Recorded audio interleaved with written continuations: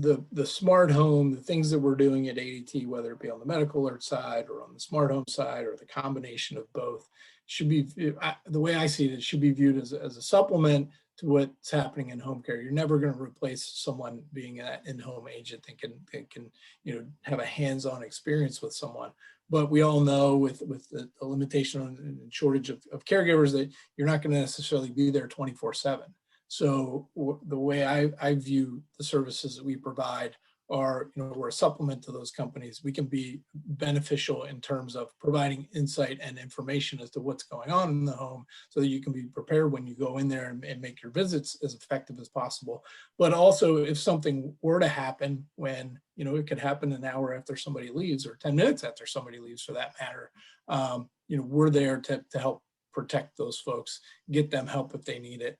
Let the home care provider know, hey, something's happened. And it can be something as simple as saying, okay, Joan fell and we dispatched emergency medical services to have her, taken to the hospital. She might be spending the night in the hospital. Well, if you have a scheduled visit the next day, we could let you know ahead of time that, this is where Joan may be.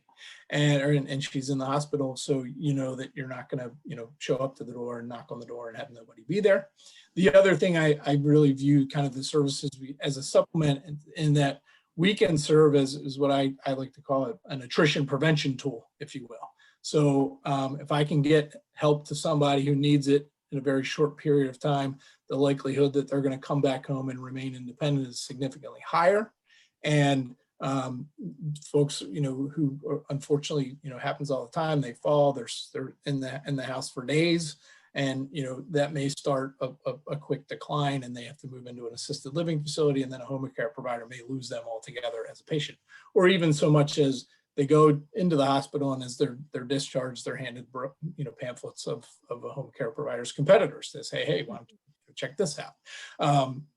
Us being able to provide that information to say, hey, this person was dispatched or was sent to this hospital, you might want to check in on her, gives them, the home care provider an ability to really be a partner with the person that they're caring for and check in on them, maybe even at the hospital, say, hey, how's everything going? Let's make sure you're cared for when you get out. So.